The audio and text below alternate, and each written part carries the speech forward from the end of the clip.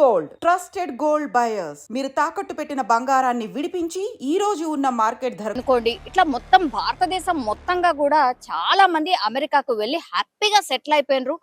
వాళ్ళు కొంతమంది జాబ్స్ చేస్తుండ్రు, కొంతమంది అయితే వాళ్ళ కంపెనీ స్థాపించిండ్రు. Very happy life.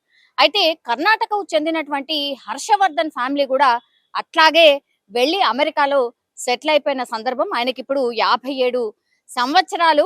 ఆ కర్ణాటకలో ఆయన పుట్టి పెరిగి ఆ తర్వాత అక్కడి నుంచి మ్యారేజ్ చేసుకున్న తర్వాత కంప్లీట్లీ అమెరికాకు మూవ్ అయిపోయిండు. ఆయన 2017లో హోలో వరల్డ్ అని ఇది ఒక రోబోటిక్స్ కంపెనీ అన్నమాట. మనకు తెలుసు అంటే 2017లో అంటే అప్పుడప్పుడే ఈ అన్నిట్లో కూడా ఈ రోబోస్ ని యూజ్ చేయడం స్టార్ట్ చేసిన సందర్భంలోనే ఆయన కూడా ఇట్లనే హోలో వరల్డ్ అని ఆయన కూడా ఒక కంపెనీని స్థాపించడమే కాకుండా ఖచ్చితంగా సెట్ అవ్వాలి, అట్లాగే ఈ కంపెనీ ద్వారా కొంచెం బాగా అంటే పాపులర్ అవ్వడమే కాకుండా ఈ హాలో వరల్డ్ ని మన భారతదేశంలో కూడా ఈ రక్షణ శాఖలో అంటే మనుషులకు బదులుగా ఈ రోబోటిక్స్ ని ఇంట్రడ్యూస్ చేస్తే ఎట్లా ఉంటుంది అని ప్రధాని మోడీని కూడా కలిసినటువంటి సందర్భం. అంటే ఒక రకంగా చెప్పాలంటే సక్సెస్ఫుల్ మ్యాన్ హర్షవర్ధన్ అనుకోవచ్చు. అమెరికాలో ఉండి పుట్టి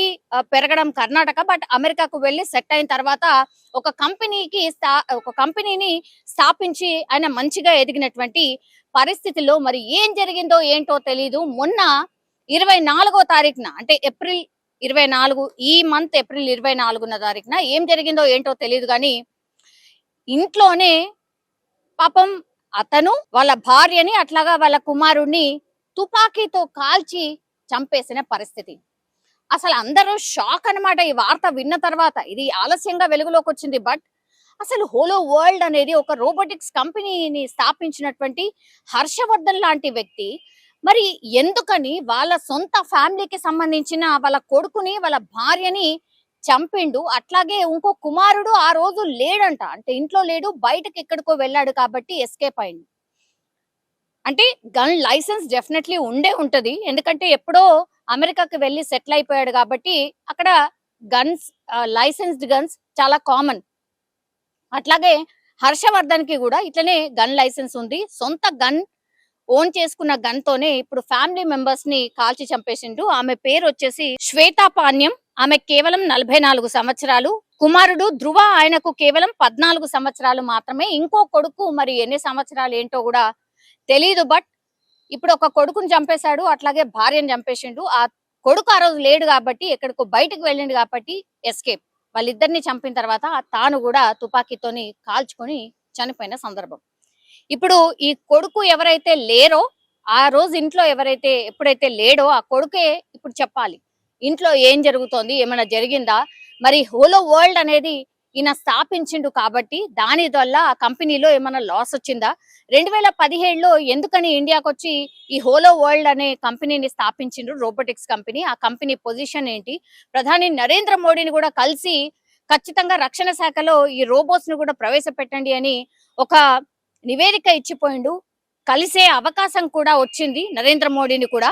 మరి ఇంత మంచి గా ఎదిగినటువంటి వ్యక్తి మరి ఎందుకని ఇంత దారుణంగా ఫ్యామిలీని చంపేసి తాను కూడా ఆత్మహత్య చేసుకున్నాడు. ఇప్పుడు ఈ వార్త పూర్తిగా కలకలం అయితే క్రియేట్ అవుతోంది. అట్లాగే అమెరికాలో ఉంటున్నారు కాబట్టి పాపం ఇక్కడ ఉన్నటువంటి ఫ్యామిలీ మెంబర్స్ కి కూడా మరి మన తెలుసా తెలీదా, వాళ్ళ ఇంట్లో ఏం జరుగుతోంది ఏంటి అనేది తెలుసా తెలీదా అనే ఇన్ఫర్మేషన్ కూడా పోలీసులు గ్యాదర్ చేస్తున్న పరిస్థితి కనిపిస్తోంది. ఇప్పుడు కర్ణాటక వాసి కాబట్టి కర్ణాటకకే వాళ్ళ మృతదేహాలు కూడా తరలించే అవకాశం ఉంటుంది. అట్లాగే ఇప్పుడు ఇంకో కుమారుడు ఎవరైతే ఉన్నాడో మరి ఆయనను కూడా అమెరికా నుంచి ఇక కర్ణాటకకే తీసుకొచ్చే అవకాశం ఉంటుందా, ఆ కుమారుడిని పూర్తిగా విచారణ చేస్తున్నారు పోలీసులు. వాళ్ళ ఇంట్లో ఏం జరుగుతోంది ఏంటి అనేది కూడా పూర్తి ఇన్ఫర్మేషన్ కలెక్ట్ చేసే ప్రయత్నం అయితే జరుగుతోంది. కానీ నిజంగానే అత్యంత బాధాకరం. ఇట్లా అమెరికాలో కొంతమంది నిజంగానే యాక్సిడెంట్స్ లో లేకపోతే ఇట్లా సూసైడ్ ఇట్లాంటివి డిఫరెంట్ వార్తలలో మన వాళ్ళు చనిపోతున్నారు, అత్యంత బాధాకరం. అట్లాగే ఇతని విషయం కూడా మరి ఏం జరిగింది ఏంటి అనేది తెలీదు. పర్సనల్ గా ఏదైనా జరిగినప్పుడు కూర్చొని సాల్వ్ చేసుకోవాలి కానీ మరీ చంపడము చనిపోవడము ఇదే ఎక్కువగా జరుగుతోంది ఈ మధ్య కాలంలో.